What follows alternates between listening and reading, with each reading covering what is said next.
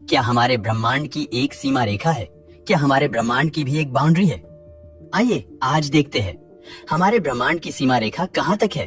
तो चलिए हम हमारे इस स्पेसक्राफ्ट के इंजन को स्टार्ट करते हैं और पृथ्वी से शुरू करके सबसे पहली बाउंड्री को क्रॉस करते हैं। जैसे ही हम पृथ्वी के समुद्र तल से 100 किलोमीटर ऊपर आसमान में पहुंचेंगे, हमारी पहली बाउंड्री आएगी। अब हम पृथ्वी की सतह से आउटर स्पेस में पहुंच जाते हैं। अब हम यहाँ से आगे बढ़ते हैं और पहुंचते हैं हमारे एंटायर सोलर सिस्टम की सीमा पर। जुपिटर, सैटर्न, यूरेनस और नेपच्यून को पार करते हुए सोलर सिस्टम के नजारे देखते हुए हम सीधा है लाइट स्पीड पर पहुंच जाते हैं। पृथ्वी से 100 एस्ट्रोनॉमिकल यूनिट दूर तक आपको बता दें कि एक एस्ट्रोनॉमिकल यूनिट यानी करीब 15 करोड़ किलोमीटर होता है और यह पॉइंट हमारे कोर सोलर सिस्टम की बाउंड्री माना जाता है, जिसे सोलर सिस्टम का हेलियोस्फीयर कहा जाता है। क्योंकि यहाँ तक पहुँचते पहुँचते सोलर विंड्स बहुत ही मंद हो जाते हैं। इसके बाद एक और लेयर आता है जिसे हीलियोपॉज कहते हैं और इसकी सीमा तक पहुँचते पहुँचते तो सोलर विंड्स तकरीबन खत्म ही हो जाते हैं और यहाँ से भी आगे बढ़ने पर हमारा स्पेसक्राफ्ट हिलने डुलने लगेगा, क्योंकि यहाँ पर बहुत सारे मैसिव गैसेस है। लेकिन जैसे ही हम यहाँ से कुछ एस्ट्रोनॉमिकल यूनिट्स आगे बढ़ेंगे, हमारा स्पेसक्राफ्ट अंधेरे में पहुँच जाएगा। इतनी दूर यहाँ तक भी पहुँचने पर हमें 2 मैन मेड ऑब्जेक्ट्स देखने को मिलेंगे जो होंगे नासा ने भेजे वॉयेजर 1 और वॉयेजर 2। अब दोस्तों, इतनी दूरी पार करके हम इंटरस्टेलर स्पेस में पहुंच चुके हैं और हम प्रकाश की गति से भी ज्यादा तेजी से 2 लाख एस्ट्रोनॉमिकल यूनिट्स दूर पहुंच जाते हैं। जानता हूं प्रकाश की गति को पाना किसी भी ऑब्जेक्ट के लिए पॉसिबल नहीं है, तो दोस्तों यहाँ पर कल्पनाओं के घोड़ों को दोहराया गया है, क्योंकि आपको बहुत ही कम समय में पूरा यूनिवर्स दिखाना है। और यहाँ पर हम क्या देखते हैं? यहाँ पर तो बहुत सारे चट्टाने, पत्थर, बड़े बड़े रॉक्स और बहुत बड़े स्टोन्स और आईसी ऑब्जेक्ट स्पेस में यहाँ वहाँ घूम रहे हैं। ये स्टोन्स और रॉक्स से बना एक बहुत बड़ा क्लाउड है और ये हमारे एंटायर सोलर सिस्टम को घिरे हुए हैं। अंतरिक्ष का ये जो विस्तार है, इसे ओल्ड क्लाउड कहते हैं। ये विस्तार सूरज से करीब 5000 एस्ट्रोनॉमिकल यूनिट की दूरी से शुरू हो जाता है और करीब 1 लाख एस्ट्रोनॉमिकल यूनिट तक फैला हुआ है। दोस्तों, ये ओल्ड क्लाउड ही वो विस्तार है जहां से मेटेरॉइड और एस्टेरॉइड कोर सोलर सिस्टम की विजिट पर आते हैं। और जब ये ओल्ड क्लाउड में होते हैं तो पूरे बर्फ से बने होते हैं और जब ये एस्टेरॉइड कोर सोलर सिस्टम में आते हैं तब सूरज की गर्मी से उनकी बर्फ पिघलने लगती है, जिससे जब वो हमारे नजदीक आते हैं तो पृथ्वी से देखने पर वो पूंछ वाले तारे की तरह चमकते हैं और इन्हीं को हम धूमकेतु कहते हैं। ओल्ड क्लाउड का ये विस्तार इतना बड़ा है कि इसका अनुमान आप इसी बात से दोस्तों लगा दो कि वॉयेजर 1 स्पेसक्राफ्ट को ओल्ड क्लाउड के अंदरूनी विस्तार में जाने में अभी 300 साल लग जाएंगे और वॉयेजर स्पेसक्राफ्ट को ओल्ड क्लाउड से बाहर जाने में करीब अगले 30,000 साल लग जाएंगे। और यहाँ से आगे जाने पर हम पाते हैं कि यहाँ पर खाली सुनसान स्पेस ही स्पेस है और कंप्लीट डार्कनेस है। यहाँ पर जो रोशनी हमें दिखती है वह दूर के विस्तार से आती हुई दिखाई देती है। इस विस्तार में हमें जो भी दिखता है वहाँ पर भले ही हम हमारे सोलर सिस्टम और ओल्ड क्लाउड से बाहर निकल गए हो, लेकिन अभी भी हम हमारी गैलेक्सी मिल्की वे में ही है। और इतना बड़ा विस्तार जो हम छोड़ के आए हैं वो हमारी मिल्की वे के सामने एक छोटे से पॉइंट, एक बिंदु से भी कम है। और यहाँ पर जो हमें ये दूर दूर से आती हुई रोशनी या ये बड़ा विस्तार दिखता है वो हमारी मिल्की वे गैलेक्सी ही है। हमारी मिल्की वे गैलेक्सी करीब 1 लाइट ईयर में फैली हुई है। सोचिए कितनी बड़ी होगी मिल्की वे।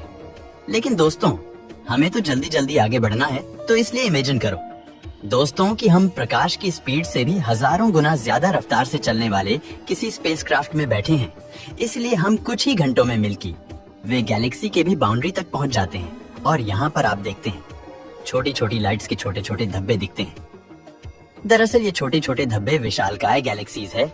इनमें से कुछ तो हमारी मिल्की वे गैलेक्सी से भी काफी बड़ी है, लेकिन डिस्टेंस दूर होने के कारण यह हमें छोटी छोटी दिखाई देती है और अभी हम इन गैलेक्सीज के विस्तार के खालीपन के बीच है।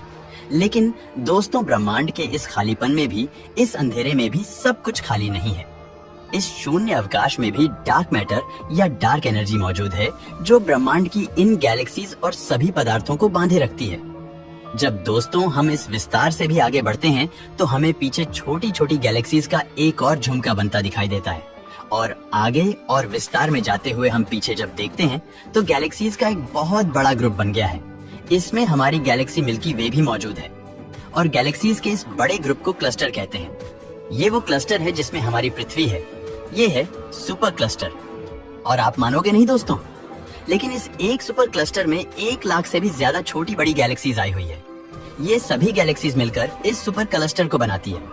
और दोस्तों, ऐसे कई सारे सुपर क्लस्टर्स मिलकर हमारा ब्रह्मांड बनाते हैं। दोस्तों, ये है सभी छोटी बड़ी गैलेक्सीज और सुपर क्लस्टर्स से बना हुआ हमारा ब्रह्मांड। इसे हम हमारा ऑब्जर्व यूनिवर्स कहते हैं। वैज्ञानिक ने ब्रह्मांड को 2 हिस्सों में विभाजित किया। एक ऑब्जर्व यूनिवर्स जिसे हम देख सकते हैं, दूसरा है अनऑब्जर्व यूनिवर्स की कैटेगरी में आता है।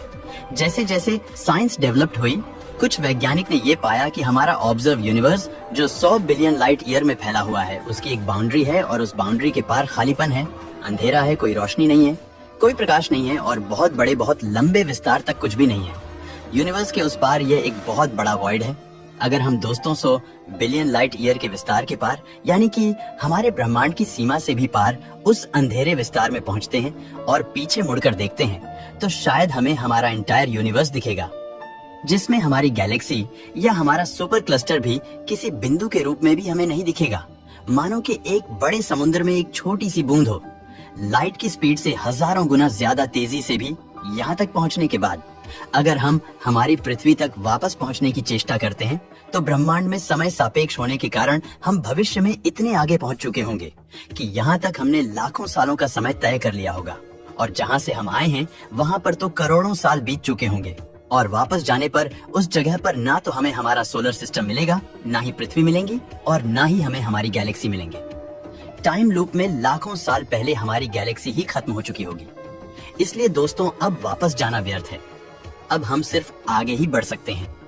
यहाँ पर हमारी गैलेक्सी, हमारा संसार, हमारी दुनिया या हमारा ग्रह, हमारे सारे प्लैनेट्स या एंटायर सोलर सिस्टम ही खत्म हो चुका होगा।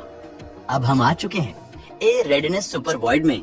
हमारे यूनिवर्स के बीचों बीच आया हुआ ऐसा खाली स्पेस है जो 400 मिलियन लाइट ईयर में फैला हुआ विस्तार है और जिसके बीच ना कोई गैलेक्सी, ना कोई ग्रह और ना कोई पदार्थ मौजूद है। ब्रह्मांड के बीचों बीच इतना बड़ा खालीपन कैसे जन्मा, ये किसी को नहीं पता। तो दोस्तों, आज का हमारा सफर यही तक था। दोस्तों, वीडियो पसंद आया हो तो लाइक और शेयर करें।